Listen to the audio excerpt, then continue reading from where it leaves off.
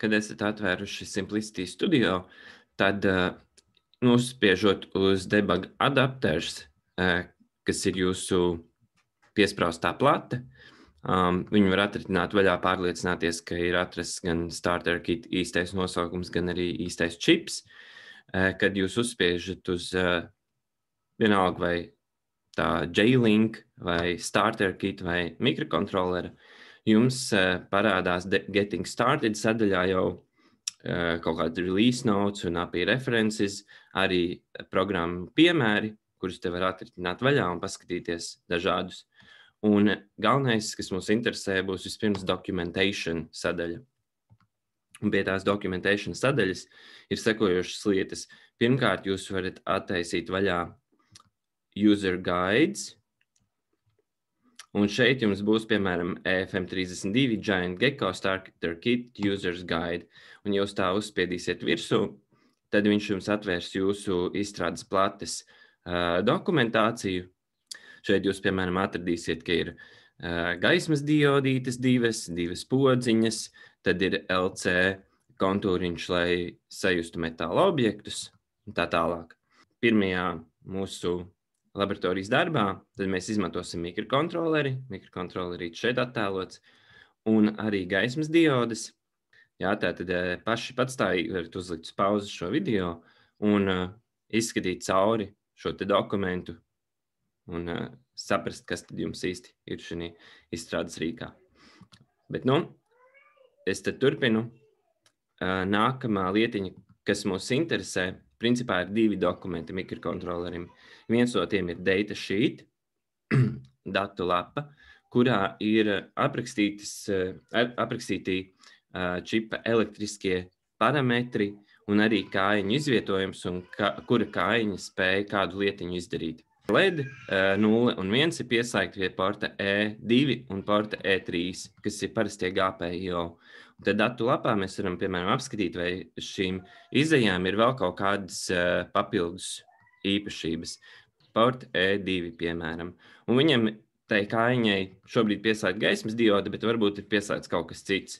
Tad mēs redzam, ka pie tās pašas kājiņas ir kaut kāds BU volti, EBI, bet ir arī, piemēram, timer 3, CC2.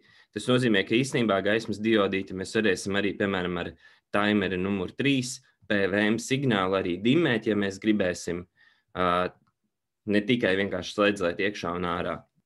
Tas viss jāņem vērā tajā brīdī, kad jūs zīmējat, projektējat plati. Ja jūs gribat gaismas diodītes dimmēt, jā, tad jums jāizvēlas tādas kājiņas, kurām ir iespēja pieslēgt timerus, piemēram, lai varētu dimēšanu veikt un tā tālāk. Lūk, tātad tas ir datasheet dokuments, parasti ir tas, kurā ir rakstīts elektriskās lietas, tur cik lielu strāvu katra kājiņa var dot ārā, kurai kājiņai kādas papildus funkcionalitātes ir un tā tālāk. Un otrs dokuments, kas mums interesē šim te čipam, ir reference manual. Un šī reference manual mums interesē tieši EFM32 GG reference manual.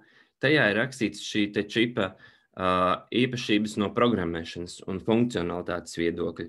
Un tagad mēģināsim uzrakstīt kaut kādu pirmo programmiņu savā mikrokontrolerī, kura, piemēram, ieslēgs mums tās gaismas diodītes.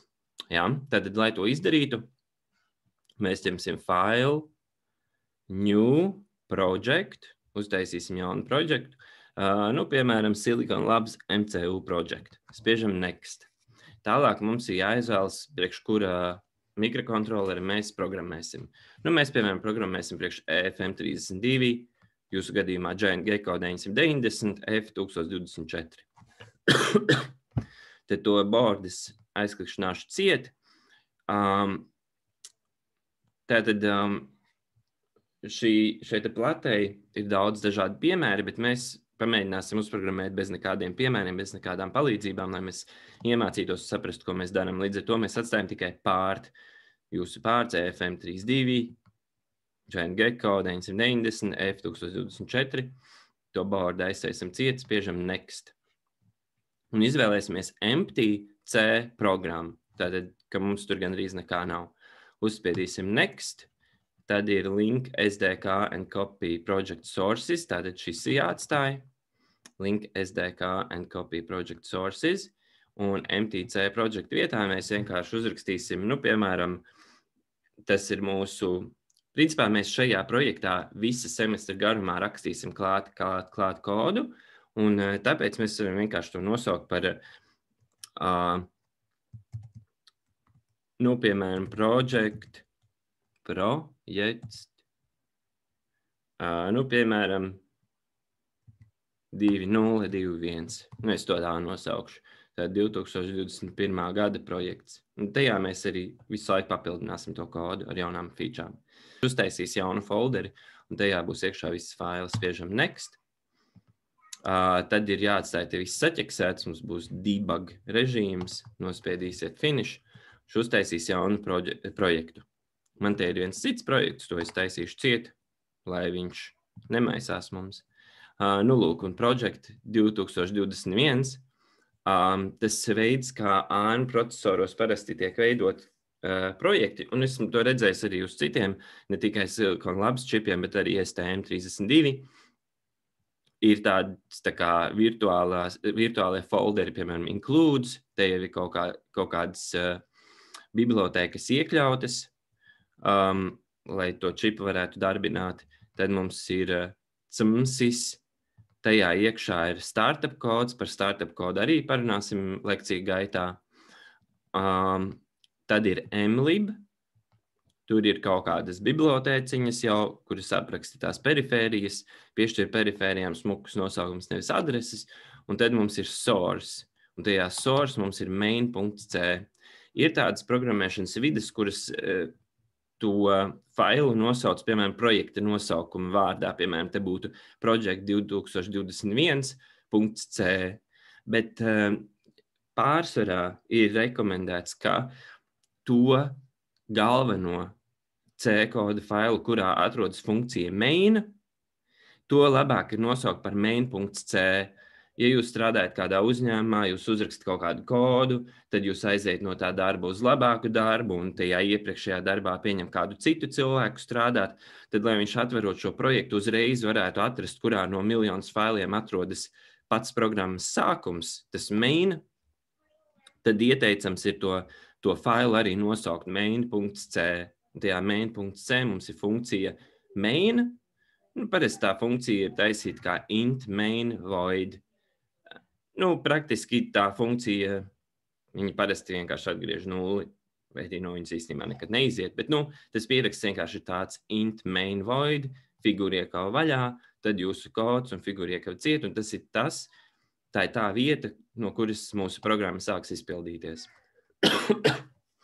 Tātad, teiksim, Silicon Labs, ir tā, ka tad, kad taisa čipus, apskatīsim, ko nozīmē tas chip init.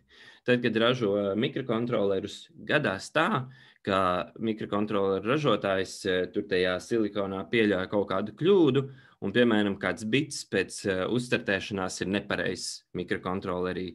Jā, vai kaut kāds tāds sīkums. Ja tā ir liela problēma, tad, protams, tos čipus atsauc, bet ja to var, teiksim, programmatoriski salabot, tad ir tāda funkcija chip init, un viņā iekšā, piemēram, tiek izlabota kaut kāda softiska kļūdiņa čipā. Ja, teiksim, pēc ieslēgšanās sāk strādāt, teiksim, ADC, tad ar to chip init viņš tiek izslēgts, piemēram, ārā.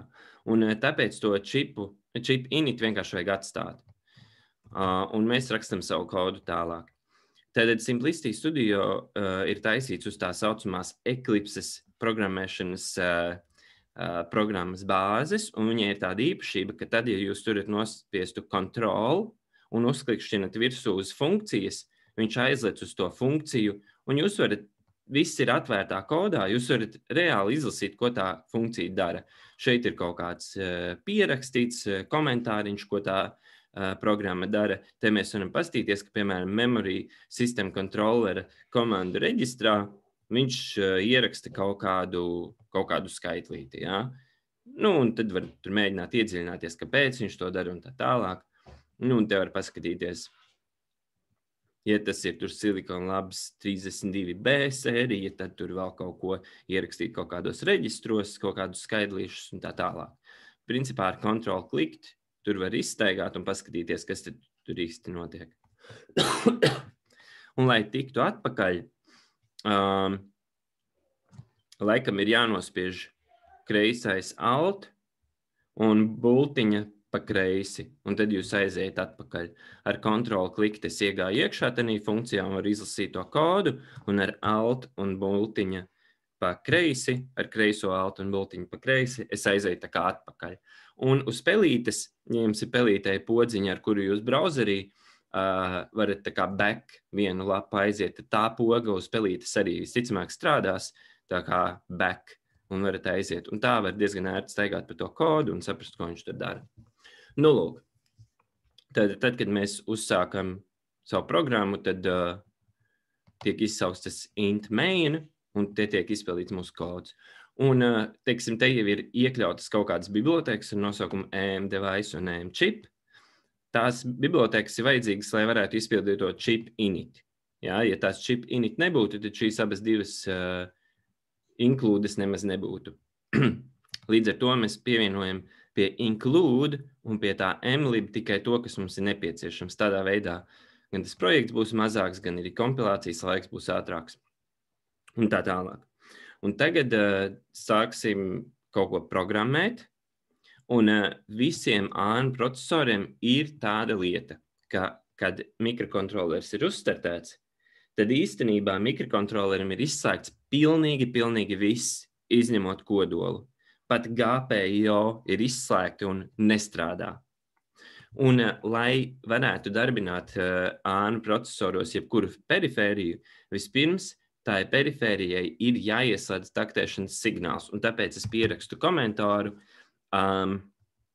Es rakstīšu komentārus varbūt angliski, tāpēc, ka arī datu lapa un referents manuāli ir angļu valodā, un tad, lai tie nosaukumi sakrītas, tad pierakstu, ka vispirms, piemēram, tad mūsu uzdevums, tas, ko mēs gribam izdarīt, ir ieslēgt gaismas diodītu uz procesora, uz tā development kita, ieslēgt gaismiņu LED 0, piemēram.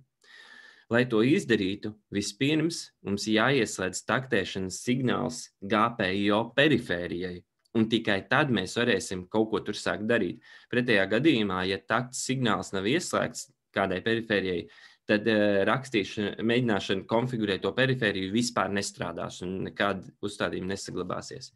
Tā ir tāda ļoti tipiska kļūda, kad sāk programmēt ARM procesorus, jūs uzrakstat tur kilometru garu kodu, kompilējat miljonus reizes, nekas nestrādā. Un izrādās vienkārši tā perifērijai nebija ieslēgts taktēšanas signāls. Ieslēdzot taktēšanas signālu, tā perifērija tiek ieslēgta, viņa sāk tērēt vairāk elektrības, tāpēc pēc noklusējuma pilnīgi visas perifērijas sākumā ir izslēgtas, lai taupītu enerģiju. Un tad tās, kuras jums vajag, tām jūs ieslēdzat taktu signālu, viņas sāk strādāt, viņas drusciņi palielina elektrības patēriņu, bet, viss sāk darboties. Un tāpēc es rakstu komentāru. First of all, turn on slots clock for GPIO. Un tad kurā vietiņā, kā mēs varam ieslēgt to takts signālu priekš GPIO, to mēs varam atrast EFM32 reference manual. Tātad procesoram ir tāda perifērija, varētu teikt, ar nosaukumu Clock Management Unit. Rekur 11. nodaļa, Clock Management Unit. Tas Clock Management Unit menedžē taktu signālu un perifēriju ieslēgšanu un izslēgšanu. Ja clock signāls perifērija izslēgts, tad visa tā perifērija pilnībā izslēgta un netērē vispār elektrību un arī nestrādā. Un ja mēs ieslēdzam taktu signālu, tad viņi sāk strādāt. Tātad vairāk jūs par tām taktu signāliem varbūt tās izlasīsiet paši. Es vienkārši uzreiz pateikšu. Tātad pēc procesora uzstartēšanās vienīgais taktu signāls, kurš ir ieslēgts, ir High Frequency RCO. Un, teiksim, Silicon Labs čipiem pēc noklusējuma viņš ir ieslēdzis ar 14 MHz frekvenci. Tātad, lai tas procesors vispār sāktu strādāt, tad kaut kas tomēr ir jāieslēdz. Pēc mikrokontroleru ieslēgšanās mums strādā tikai High Frequency RCO ar frekvenci 14 MHz. Un ar to strādā tas kodoliņš, pats processors, pats tas arithmetic logic unit un viss tas, ko mēs uztaisījām, tas CPU, ko mēs uztaisījām iepriekšējā semestrī. Un tad ir aprakstīts, kura perifērija ir pievienota pie kura takta signāla un tā tālāk, to mēs visu semestri gaitā apgūsim, bet galvenais, kas mūs interesē, ir, kā mēs varam ieslēgt GPIO takta signālu. Un, lai to izdarītu, mēs varam ieiet Register Description sadaļā, un te mums ir ļoti, ļoti daudz dažādi kontrolas reģistri, un jo jaunāks processors, jo viņam vairāk features un vairāk tiek reģistri, tā, ka tur mūsdienu procesoriem jau vispār var kaklu nolaust un apmaldīties, bet, mēģināsim drusciņos tad atrast, ko mēs gribam izdarīt. Un, teiksim, reģistru nosaukumi vispārīgi ir tajā Register Map, un rekur ir tāds Smooth High Frequency Peripheral Clock Enable 0, reģistrs 0, un rekur ir GPIO. Tātad, es jums vienkārši pasaku priekšā, ka, lai ieslēgtu GPIO perifēriju, mums ir jāieslēdz viņai takta signāls, un to var izdarīt, uzsetojot bitu uz viennieku reģistrā ar nosaukumu Smooth High Frequency Peripheral Clock Enable 0. Un tagad ir jautājums, kā mēs varam piekļūt pie tā reģistra. Jā, tātad es vispirms nokopēšu tā reģistra nosaukumu, kopiju un iepeistošu viņu komentārā šeit. Register, tātad tas ir tas reģistrs. Un bits mums ir GPIO bits, ir 13. bits. GPIO enable bit is bit number 13. Jā, tātad skaitot no 0. Counting from 0. Tātad no 0 skaitot 0. bits ir USART 0 un GPIO ir 13. bits. Ja mēs to bitu uzrakstīsim uz viennieku, tad mums GPIO perifērija sāks strādāt. Lūk, un tagad, kurā vietā mikrokontrolerī atrodas visi šitie reģistri un visi šitie biti, mēs varam apskatīties sadaļā, kas ir Memory and Bus System, man liekas. Un te būs tāda bildīte. Tātad šitanī bildē, es viņu īpaši palielināt nevaru, bet jūs varēsiet tad tur varbūt tās uz sava datora palielināt. Tātad atradīsiet savā referents manuālī šādu te bildīti. Un šī bildīte apraksta, kā ARM Cortex procesoros, jebkuros vienalga Silicon Labs vai tur STM, pilnīgi viss tiek organizēts šādā te veidā. Tātad ARM procesori ir von Neumana arhitektūrā, tātad visa atmiņa, flash, rams, perifērijas, viss ir vienā garā desā, sākot no adreses 0 un beidzot ar adresi 32-bitīgo adresi FFF. Līdz ar to faktiski darbināt mikrokontroleru perifēriju ir tas pats, kas rakstīt kaut kādās mikrokontroleru atmiņas adresēs kaut kādus skaitļus, kaut kādus kontroles bitus. Mēs to uzrakstīt. Tātad aizējam vēlreiz uz Clock Management Unit, aizējam uz Register Map, un tagad mūs interesē, kādā adresē mums ir tas High Frequency Peripheral Clock Enable, un šeit ir rakstīta adrese 0x044. Tad sanāk tā, ka mums jāatrod, no kuras adresītes sākas Clock Management Unit adreses, un tajā adresē jāpieskaita 0x044, un tad mēs ietrāpīsim tieši uz šito reģistru. Un tad tādā reģistrā mēs uzsitosim to vienu bitu, un mums GPIO sāks strādāt. Tātad register, es te pierakstīšu offset is 0x044, un cik mums ir base mums tagad jāatrod. Clock Management Unit sākas 0x400C8000. Tas ir Clock Management Unit kontroles sākums. Un tad plus 0x44 adreses uz priekšu ir tas Peripheral Enable. Tad pierakstu, jā.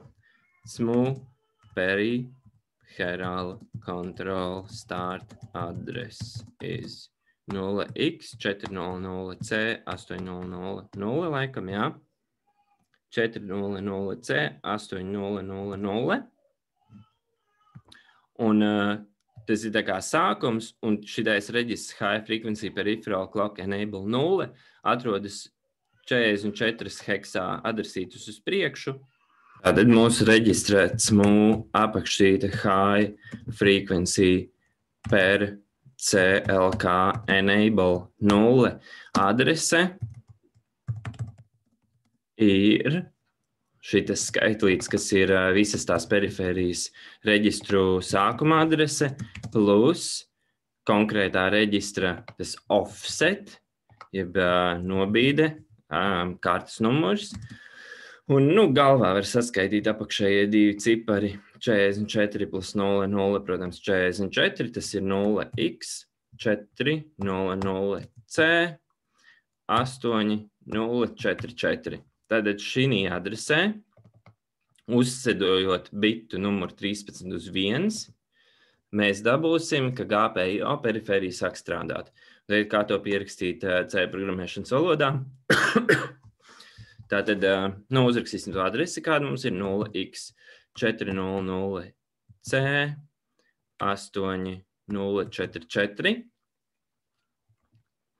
Vienā cēra. Un tagad kāds ir skaitlis, kuram 13. bits ir uzstādīts uz viennieka. Varam atvērt Windows kalkulātoru, programmēr režīmu un rakstīt 1, 1, 2, 3, 4, 5, 6, 7. Nē, tas jāieliek uz binary. Tātad 1, 1, 2, 3, 4, 5, 6, 7, 8, 9, 10, 11, 12. Laikam šitā 1, 2, 3, 4, 5, 6, 7, 8, 9, 10, 11, 12, 13. bits. Tātad, dabā viņš izskatās šitā. Tas ir 4096, jeb heksā 1000. Bet pārsvarā viņu raksta ar bitu bīdīšanu, sekojošā veidā es rakstīšu iekaviņās. 1 pabīdīts pa kreisi 13 pa 13 pozīcijām.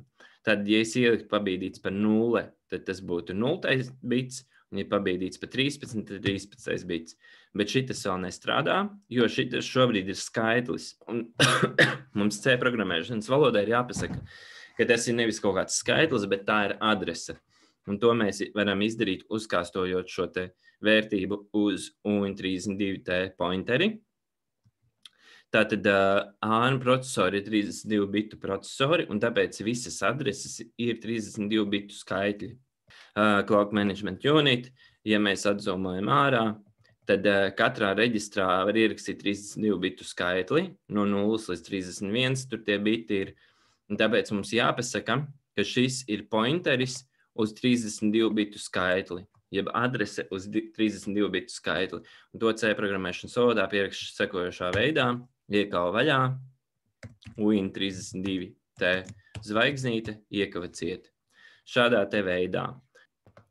Jā, tātad šeit vēl jāpaliek zvaigznīte priekšā. Value pointed by.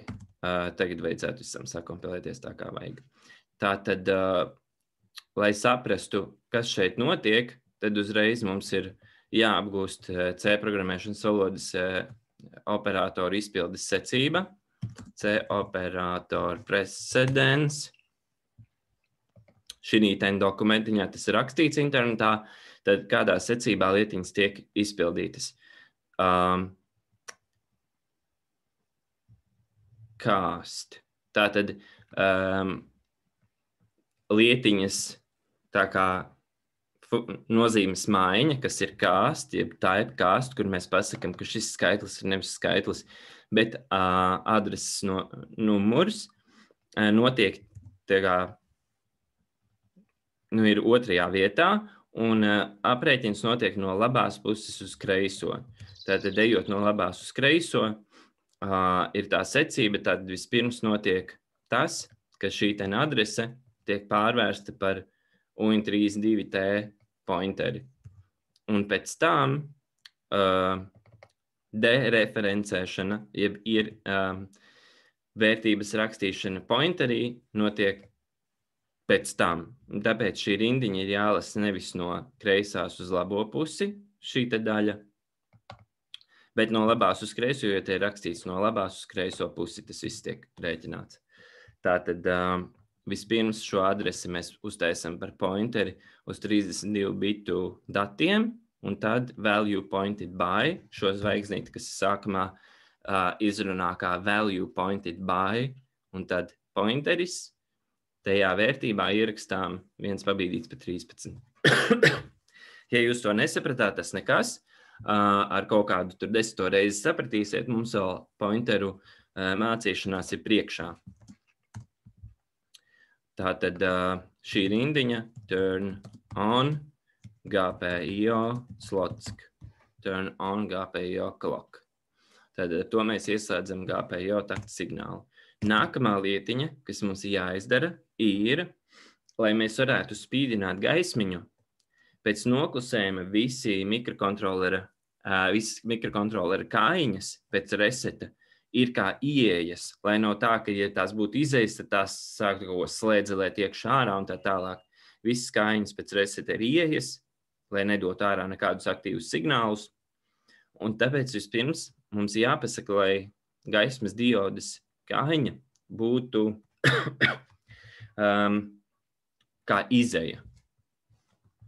Set port E pin 2 as output. Kā mēs to varam izdarīt?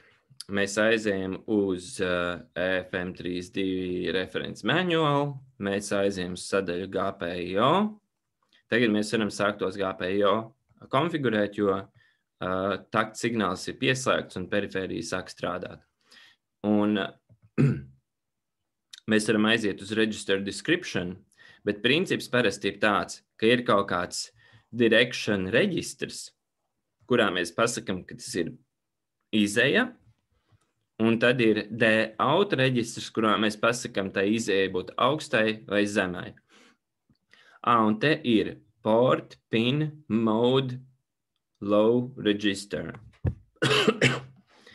Un ar šo reģistru mēs pasakam, kādā režīmā strādāt kājiņai. Un tā kā katrai kājiņai var būt 16 dažādi darbības veidi, tad katrai kājiņai ir rezervēti 4 biti. Tas nozīmē, ka vienā reģistrā ieiet kontroli tikai pār 7 kājiņām.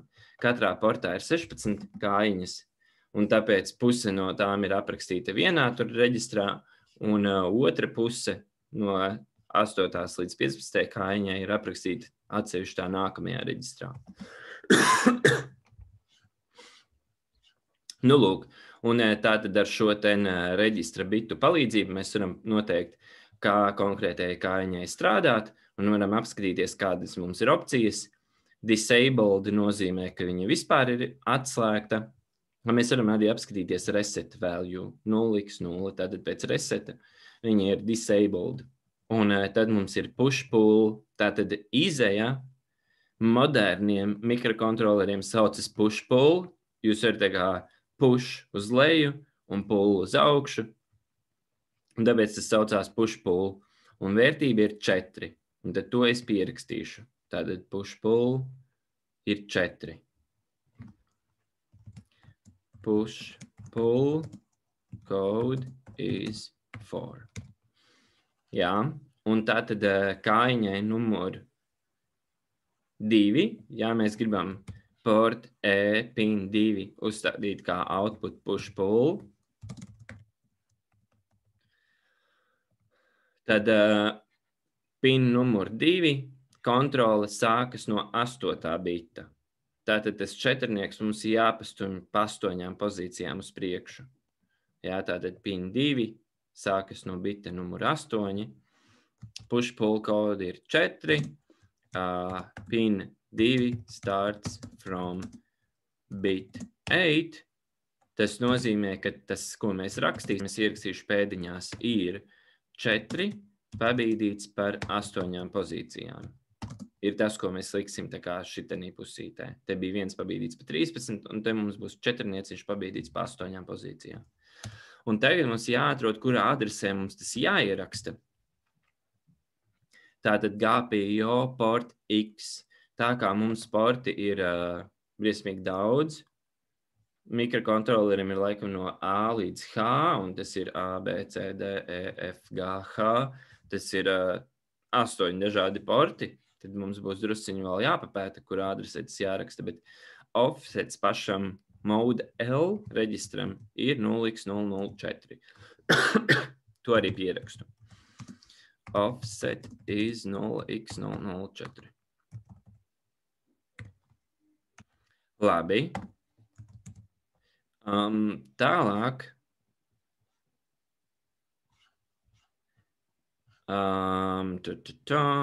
Register map.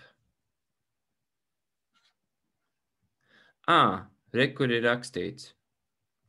Mūs interesē port šiten, acīm redzot, tas register description, lai viņiem nav 10 reizes jāraksta atsevišķi priekš porta A, porta B, porta C, porta D un tā tālāk. Te viņi raksta X-iņu un vienkārši pret tā porta kontrolas nultā reģistra pozīcija, tas offsets iedots un rekur register map. Mūs interesē GPIO, port E, mode L. Tātad GPIO port E mode L, offsets ir vienkārši 0x094. Un tad es varbūt tās to pierakstu. Atsevišķi tātad, es nokopēšu to reģistra nosaukumu. GPIO port E mode L, offset is 0x094, 0x094. Līdz ar to, to iepriekšējo not used. Mēs to tā kā neizmantosim. Tas nav vēlreiz jāpiepluso, jo droši vien port E sāks no 0x090, un tad tas 4 jau tā kā pieskaitīts. Un tagad jautājums ir, no kuras adreses sākas GPIO. To mēs atkal varam iet meklēt mūsu memory and bus sistēmu. Šitā bildītē piezumājam iekšā, kur ir GPIO. ASMU, bla, bla, bla. GPIO, GPIO sākas adresē 0x40006000. GPIO, control, start at 0x40006000 laikam.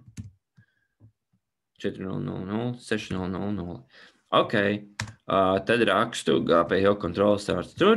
Tātad kopējā rindiņa būs šitāda value pointed by, uzkāstojam uz Win32T pointeri skaitlītī 0x40006094. Tātad pieskaitam to 0x094 pie tā sākuma. Vienāds ar 4 pabīdīts par 8. Sabildojam, pastamies, vai viss sabildojās projekts. Lai pārbaudītu un sakompilētu visu, var nospiest Ctrl B. Uz Macintosh datoriem tas būs Command B, vai arī uzspiest uz āmurīša, kur te ir tāds āmurītis, uz tā uzspiež, un te viņš sabildo to projektu. Un viss sakompilējās bez problēmām. Tātad sadaļā problēmas mēs varam apskatīties, un sadaļā konsole viņš saka, viss kārtībā. Ok, un tagad, lai ieslēgtu gaismas diodu, mums jāpasaka, lai tas pins ir nevis zems, kā ir pēc noklusējuma sākumā, viss ir reģistri uz nulēm, viss ir off. Mums vajag pateikt, lai viņš ir augsts. Tātad set port E pin 2 high. Lai ieslēgtos gaismas diodīti, tā tad jāuzliek high. Un, lai to izdarītu, mums tagad atkal ir jāiet uz GPIO. Un te ir tas D-out reģistrs, kurā ierakstot viennieciņu, kājiņa kļūst augstā līmenī. Tātad D-out. Un ir atsevišķi arī D-out set un D-out clear un D-out toggle, bet tos mēs varbūt tagad tā nelietosim, vienkārši tā kā bieži vien mēs gribētu, piemēram, vienu no kājiņām uzlikt augstu, otru neaiztiekot, tad ir atsevišķi tie toggle reģistri un out set un out clear, kur ierakstot viennieciņu, viņš izpilda to funkciju pārējos pinus neaiztiekot. Un tad tātad GPIO px data out. Offsets ir 00C. Tātad pēc visas loģikas un uzstādot viennieciņu konkrētajiem bitam, konkrētais piniņš arī uzstādīsies augsts. Tātad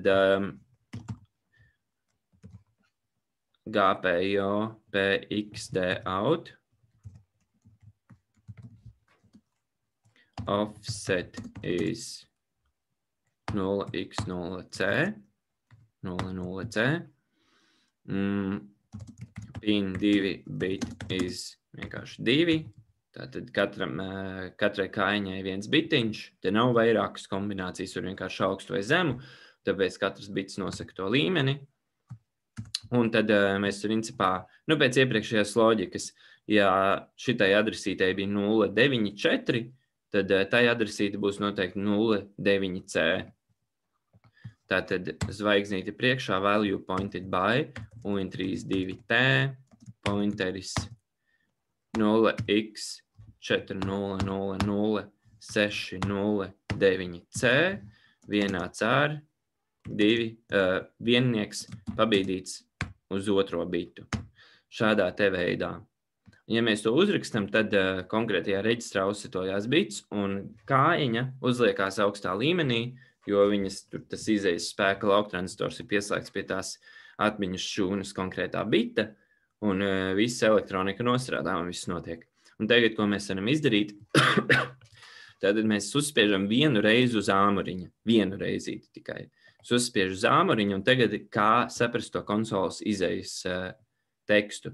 Es pavilkšu drusciņu uz augšu to konsoli, un īstenībā, kad mēs vienu reizi uz tā āmuriņu uzspiežam, tad mums parādās pilns konsoles kompilācijas, tur informācijas loks.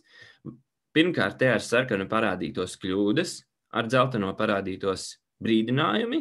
Tātad šajā konsoles lodziņā parādās arī programmas koda izmērs. Mēs sakompilējām, un te parādās, ka mūsu kopējais kods, ko mēs esam sarakstījuši kopā ar startup kodu, aizņem 904 baitus. Tas daudz vai maz spriediet paši. No 1 megabaita tie 904 baiti, protams, ļoti, ļoti maz. Tas ir gandrīz kilobaits. Viņš te ir programmēšanas vides, kurās arī parāda procentos, cik tas ir. Bet tā tad maz vietiņas aizņem. Un, lai ieprogrammētu mūsu kodu mūsu izstrādes rīkā, vajag atritināt to folderīti, kurā ir rakstīts GNU ARM V721 debug. Un šeit ir hex files, un pārsvarā hex files ir tieši tas, kuru parasti izmanto, lai ieflašotu mikrokontrolerus. Un tātad ar viņu uzspiežot uz labā un izvēloties flash to device, viņš automātiski to failu ieliks tajā adresē, mēs vienkārši nospiežam programmu, un viņš ieprogrammējās iekšā.